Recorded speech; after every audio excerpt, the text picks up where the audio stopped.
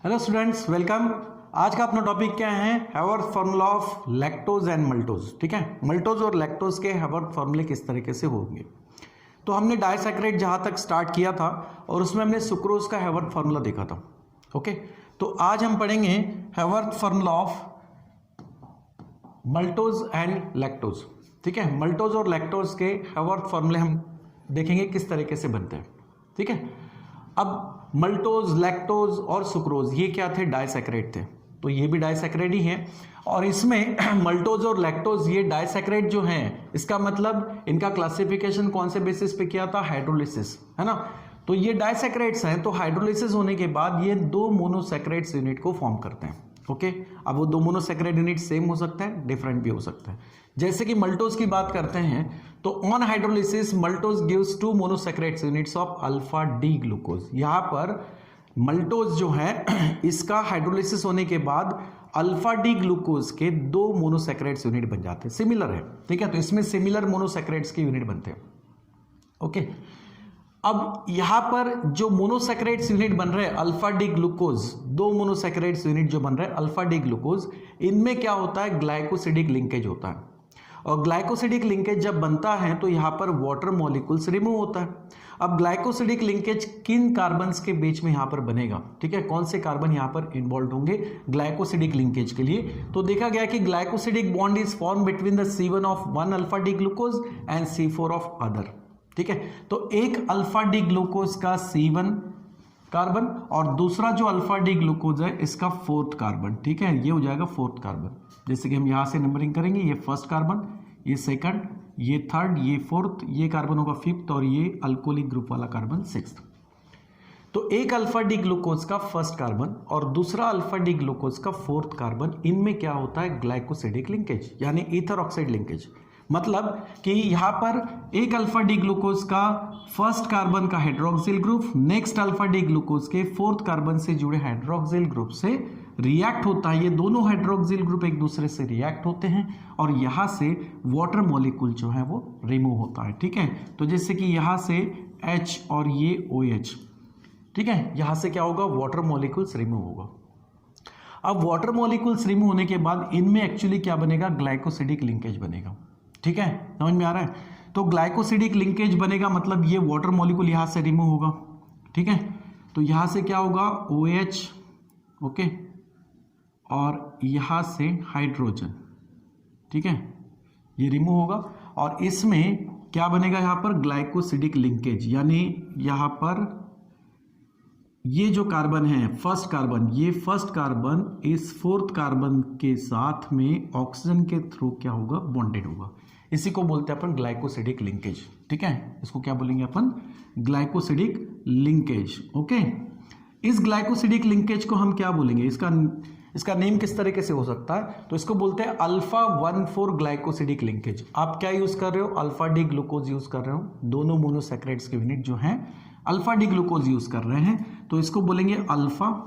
ठीक है, और फर्स्ट और फोर्थ कार्बन के बीच ग्लाइकोसिडिक लिंकेज बन रहा है तो इसको बोला जाएगा अल्फा 1,4 ग्लाइकोसिडिक लिंकेज या ग्लाइकोसिडिक बॉन्ड। ठीक है, ग्लाइकोसिडिक लिंकेज या ग्लाइकोसिडिक बॉन्ड। ठीक है, ग्लाइकोसिडिक लिंकेज। तो C1 of one alpha D glucose और C4 of other alpha D glucose ये अपने हाइड्रोक्सिल ग्रुप को केमिकल रिएक्शन से इन्वॉल्व करते हैं और यहां पर ग्लाइकोसिडिक लिंकेज बनता है।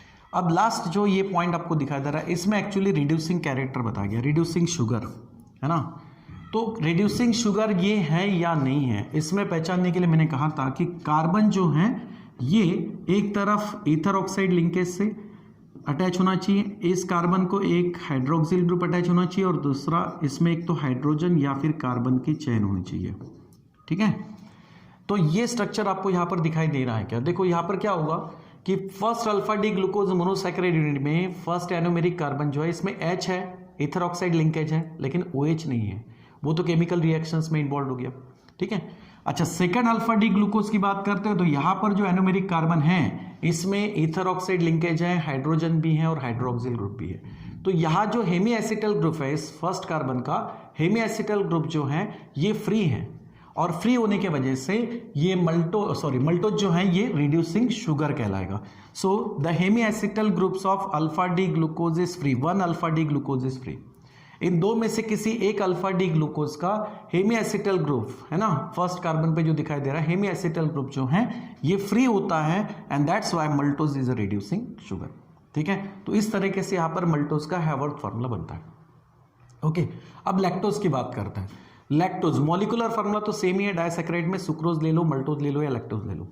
तो इनका जब हाइड्रोलिसिस होगा, लैक्टोज का जो हाइड्रोलिसिस होगा, ठीक है, लैक्टोज डाइसैकेराइड जो कि जनरली मिल्क में ऑब्जर्व होता है ना, मिल्क में प्रेजेंट होता है, तो lactose on hydrolysis gives 2 monosaccharides of beta D galactose और बीटा डी ग्लूकोज। ये क्या करता है, लैक्टोज का जब हाइड्रोलिसिस होता है तो वहां पर आपको 2 मोनोसैकेराइड्स यूनिट मिल रहे हैं, जिसमें एक है बीटा डी गैलेक्टोज और दूसरा है बीटा डी ग्लूकोज। ठीक है, अब इन दोनों में भी क्या होगा, ग्लाइकोसिडिक लिंकेज होगा, लेकिन वो ग्लाइकोसिडिक लिंकेज क्या कहलाता है, बीटा 1,4 ग्लाइकोसिडिक लिंकेज। अब इसमें क्या होता है कि फर्स्ट कार्बन C1 जो होता है ये बीटा डी गैलेक्टोज का, और फोर्थ कार्बन होता है बीटा डी ग्लूकोज का, इनमें ग्लाइकोसिडिक लिंकेज बनेगा। सो glycosidic linkage form between C1 of beta D galactose and C4 of beta D glucose, that is called as beta 1,4 glycosidic linkage. Okay, last में हम इसमें reducing sugar है या नहीं है देखेंगे। तो वो कैसे देखा जाएगा कि इसमें ग्लूकोज या गैलेक्टोज, इनमें हेमी एसिटल ग्रुप तो प्रेजेंट है, तो इनका जब ग्लाइकोसिडिक लिंकेज होने के बाद अगर दो में से किसी एक यूनिट में भी अगर हेमी एसिटल ग्रुप फ्री मिलता है, ठीक है, जो बॉन्डिंग में इन्वॉल्व नहीं हो रहा हो, तो वो रिड्यूसिंग शुगर कहलाएगा। ठीक है, जैसे भी इसमें कि इसका तो हेमी एसिटल ग्रुप बॉन्डिंग में इन्वॉल्व हो गया, लेकिन सेकेंड अल्फा डी ग्लूकोज का हेमी एसिटल ग्रुप बॉन्डिंग में इन्वॉल्व नहीं हुआ था, फ्री था, इसलिए ये रिड्यूसिंग शुगर हुआ। इसमें क्या हो सकता है देखते हैं। तो देखो यहां पर जो स्ट्रक्चर मैंने बनाए हैं वो दोनों स्ट्रक्चर्स को देखो तो सिमिलर ही बनाए। हालांकि ये स्ट्रक्चर बीटा डी ग्लूकोज का है, देखो ये है अल्फा डी ग्लूकोज और यहां मैंने बनाया बीटा डी ग्लूकोज। अल्फा और बीटा एनोमर में क्या फर्क होता है, जो एनोमेरिक कार्बन है वहां पर कॉन्फ़िगरेशन में चेंज होता है। अल्फा एनोमर में हाइड्रोक्सिल ग्रुप है ना, इसको हम कहाँ लिखते हैं, अल्फा साइड में लिखते हैं। अल्फा साइड मतलब लोअर साइड, तो OH ग्रुप यहां लिखा था, फिर ग्लाइकोसिडिक बॉन्ड बनाते वक्त तो मैंने उसको हटा दिया, लेकिन पहले तो था, तो अल्फा साइड में OH था, इसको अपन अल्फा एनोमर ऑफ ग्लूकोज कहेंगे। जब बीटा एनोमर बनेगा तो जो OH अल्फा साइड में था वो अब बीटा साइड में रहेगा। समझ में आ रहा है, तो ये जो OH है ये कहाँ लिखा मैंने, बीटा साइड में लिखा।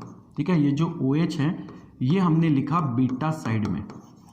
ठीक है, तो बीटा डी ग्लूकोज में ये हाइड्रोक्सिल ग्रुप आपको बीटा साइड में दिखाई देगा, बाकी एज इट इज, सिर्फ C1 जो है एनोमेरिक फर्स्ट कार्बन जो है उसी का कॉन्फ़िगरेशन चेंज करना है। तो मैंने ग्लूकोज का बाकी स्ट्रक्चर एज इट इज लिखा, ये बन गया beta D glucose.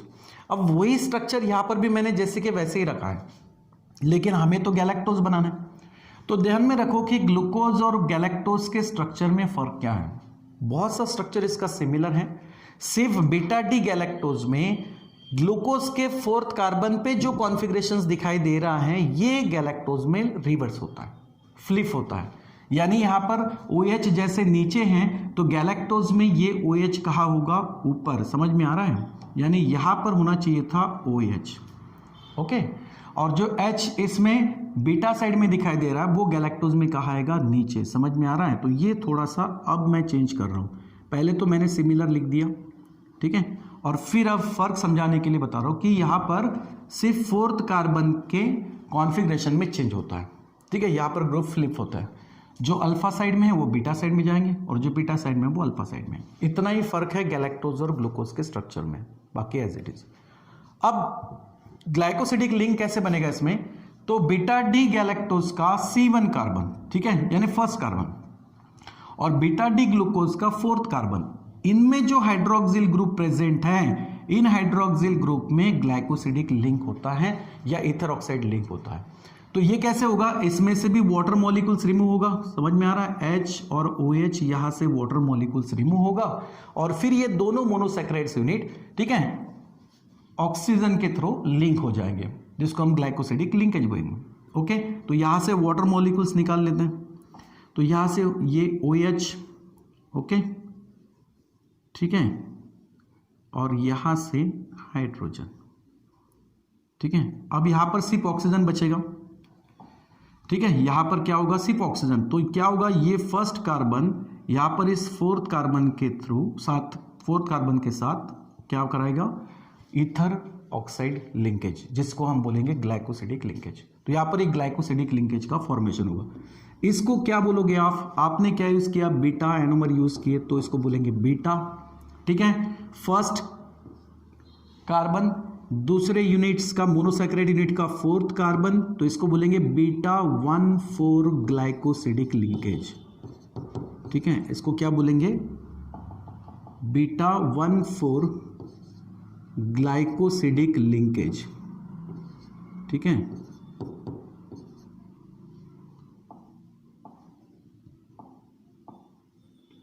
Glycosidic linkage, ठीक है।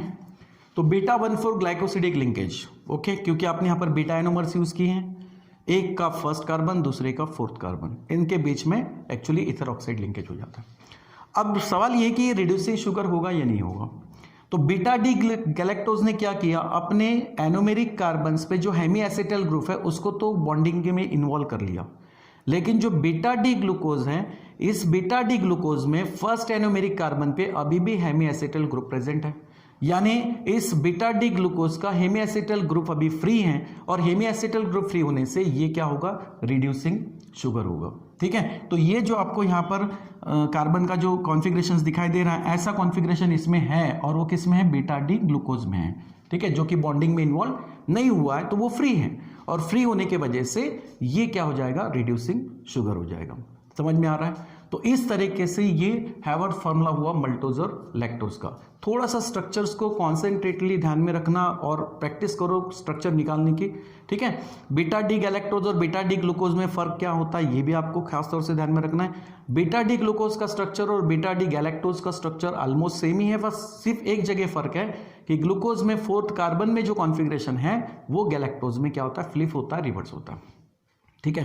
तो ये बात आपको ध्यान में रखनी है, बाकी एज इट इज समझ में आ रहा है। तो ये इस तरीके से हुआ Howard formula of maltose and lactose, okay. Maltose और लैक्टोज दोनों क्या है, यहाँ पर रिड्यूसिंग शुगर है। सुक्रोज ये नॉन रिड्यूसिंग शुगर था, क्योंकि वहां पर कार्बन का इस तरीके का कॉन्फ़िगरेशन नहीं दिखाई देता, ठीक है। समझ में आ रहा है। तो ये यहाँ तक हो गया अपना डाइसैकेराइड पार्ट, ठीक है। डाइसैकेराइड टॉपिक जो था ये यहाँ पे कंप्लीट होता है, ठीक है बेटा, समझ में आया। चलो, थैंक यू।